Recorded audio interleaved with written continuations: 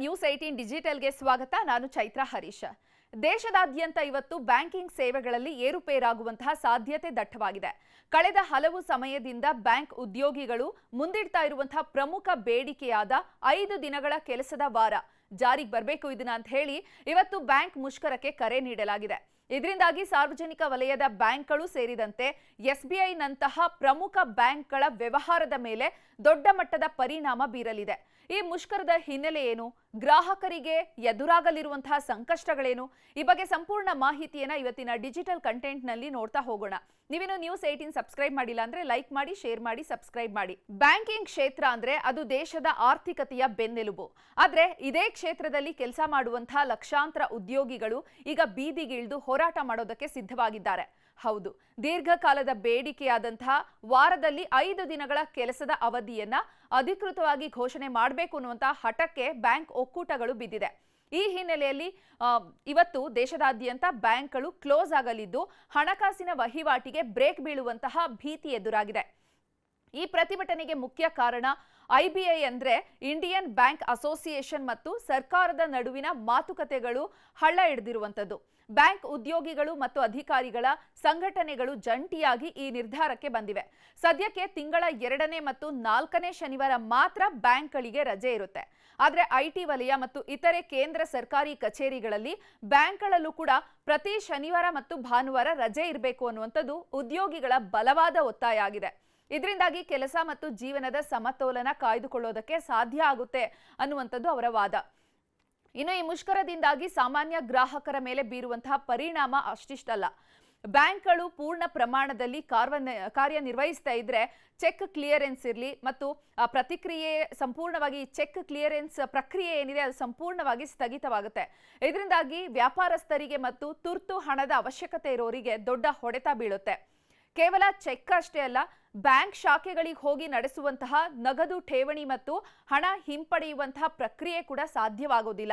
ಮುಷ್ಕರದ ತೀವ್ರತೆ ಹೆಚ್ಚಾದ್ರೆ ಎಟಿಎಂಗಳಲ್ಲೂ ಕೂಡ ಹಣದ ಕೊರತೆ ಎದುರಾಗಬಹುದು ಅಂತ ಅಂದಾಜಿಸಲಾಗಿದೆ. ವಿಶೇಷವಾಗಿ ಸಾರ್ವಜನಿಕ ವಲಯದ ಬ್ಯಾಂಕ್ಗಳಾದಂತಹ ಎಸ್ಬಿಐ, ಕೆನರಾ ಬ್ಯಾಂಕ್ ಮತ್ತು ಇತರೆ ಸರ್ಕಾರಿ ಸ್ವಾಮ್ಯದ ಬ್ಯಾಂಕ್ಗಳ ಸೇವೆಯಲ್ಲಿ ವ್ಯತ್ಯಯ ಆಗಲಿದೆ. ಖಾಸಗಿ ಬ್ಯಾಂಕ್ಗಳ ಸೇವೆಗಳು ಲಭ್ಯ ಇದ್ರೂ ಸಹ ಸರ್ಕಾರಿ ಬ್ಯಾಂಕ್ಗಳ ಜೊತೆಗಿನ ವಹಿವಾಟುಗಳು ವಿಳಂಬ ಆಗೋದು ಖಚಿತ. ಡಿಜಿಟಲ್ ಬ್ಯಾಂಕಿಂಗ್, ಯುಪಿಐ ಮತ್ತು ನೆಟ್ ಬ್ಯಾಂಕಿಂಗ್ ಸೇವೆಗಳು ಎಂದಿನಂತೆ ಕಾರ್ಯನಿರ್ವಹಿಸಲಿದೆ ಅಂತ ಬ್ಯಾಂಕ್ ಮೂಲಗಳು ತಿಳಿಸಿದ್ರು ಕೂಡ ಸರ್ವರ್ ದಟ್ಟಣೆ ಅಥವಾ ತಾಂತ್ರಿಕ ಸಮಸ್ಯೆ ಎದುರಾದ್ರೆ ಬ್ಯಾಂಕ್ ಸಿಬ್ಬಂದಿ ಲಭ್ಯ ಇರೋದಿಲ್ಲ ಅನ್ನೋದು ಗ್ರಾಹಕರ ಆತಂಕಕ್ಕೆ ಕಾರಣವಾಗಿದೆ. ಇಂಡಿಯನ್ ಬ್ಯಾಂಕ್ಸ್ ಅಸೋಸಿಯೇಷನ್ ಮತ್ತು ಉದ್ಯೋಗಿಗಳ ಸಂಘಟನೆಗಳ ನಡುವೆ ಈ ಹಿಂದೆಯೇ ವೇತನ ಪರಿಷ್ಕರಣೆ ವಿಚಾರದಲ್ಲಿ ಒಪ್ಪಂದ ಆಗಿತ್ತು. ಆದ್ರೆ 5 ದಿನಗಳ ಕೆಲಸದ ವಾರದ ಪ್ರಸ್ತಾವನೆ ಇನ್ನೂ ಸರ್ಕಾರದ ಅಂಗಳದಲ್ಲೇ ಬಾಕಿ ಉಳಿದಿದೆ. ಈ ಪ್ರಸ್ತಾವನೆ ಜಾರಿಗೆ ಬಂದ್ರೆ ಗ್ರಾಹಕರಿಗೆ ತೊಂದರೆ ಆಗದ ರೀತಿಯಲ್ಲಿ ಕೆಲಸದ ಸಮಯ ಏನಿದೆ, ಈಗಿರುವಂತಹ ಕೆಲಸದ ಪ್ರತಿದಿನದ ಸಮಯ ಅದರಲ್ಲಿ ಸ್ವಲ್ಪ ಹೆಚ್ಚಿಸೋದಕ್ಕೆ ಕೂಡ ಉದ್ಯೋಗಿಗಳು ಸಮ್ಮತಿಯನ್ನ ನೀಡಿದ್ದಾರೆ. ಆದರೆ ಸರ್ಕಾರದಿಂದ ಇನ್ನೂ ಕೂಡ ಅಧಿಕೃತವಾಗಿ ಮುದ್ರೆ ಬಿದ್ದಿಲ್ಲ. ಈ ಕಾರಣದಿಂದಾಗಿ ಮುಷ್ಕರದ ಹಾದಿ ಅನಿವಾರ್ಯ ಆಗಿದೆ ಅಂತ ಬ್ಯಾಂಕಿಂಗ್ ಉದ್ಯೋಗಿಗಳ ಸಂಘಟನೆಗಳು ಹೇಳ್ತಾ ಇದೆ. ಈ ಮುಷ್ಕರದಿಂದಾಗಿ ಕೈಗಾರಿಕಾ ವಲಯಕ್ಕೂ ಕೂಡ ಕೋಟ್ಯಾಂತರ ರೂಪಾಯಿ ನಷ್ಟ ಉಂಟಾಗೋ ಸಾಧ್ಯತೆ ಇದೆ. ರಫ್ತು ಮತ್ತು ಆಮದು ವ್ಯವಹಾರ ನಡೆಸುವವರಿಗೆ ಎಲ್ಸಿ ಅಂದ್ರೆ ಲೆಟರ್ ಆಫ್ ಕ್ರೆಡಿಟ್ ಮತ್ತು ಇತರೆ ದಾಖಲೆಗಳ ವಿಲೇವಾರಿಯಲ್ಲಿ ವಿಳಂಬ ಆಗಲಿದೆ. ತಿಂಗಳ ಕೊನೆಯ ದಿನಗಳು ಹತ್ತಿರ ಬರ್ತಾ ಇರೋ ಸಮಯದಲ್ಲಿ ಈ ಮುಷ್ಕರ ನಡೀತಾ ಇರೋದ್ರಿಂದ ಸಂಬಳ ಪಡೆಯುವಂತಹ ವರ್ಗಕ್ಕೂ ಕೂಡ ಅಲ್ಪ ಮಟ್ಟದ ಆತಂಕ ಶುರುವಾಗಿದೆ.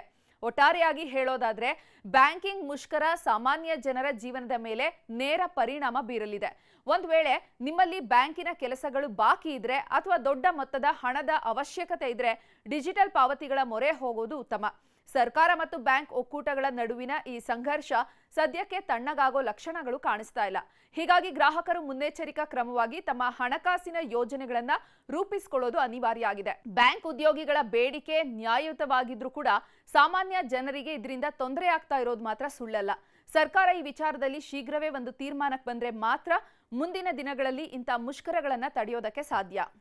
ನಿರ್ಭೀತ, ನಿಷ್ಪಕ್ಷಪಾತ, ವಿಶ್ವಾಸಾರ್ಹ ಸುದ್ದಿಗಳಿಗೆ ಮತ್ತೊಂದು ಹೆಸರಾಗಿರುವ ನ್ಯೂಸ್ 18 ಕನ್ನಡ ಈಗ ಆಪ್ನಲ್ಲೂ ಲಭ್ಯವಿದೆ. ದಯವಿಟ್ಟು ಇಲ್ಲಿರುವ QR ಕೋಡ್ ಅನ್ನು ಸ್ಕ್ಯಾನ್ ಮಾಡಿಕೊಂಡು ಆಪ್ ಡೌನ್ಲೋಡ್ ಮಾಡೋದಕ್ಕೆ ಮರಿಬೇಡಿ. ನಿಮ್ಮ ಬೆಂಬಲ ಹೀಗೆ ಸದಾ ನಮ್ಮೊಂದಿಗಿರಲಿ. ಧನ್ಯವಾದ.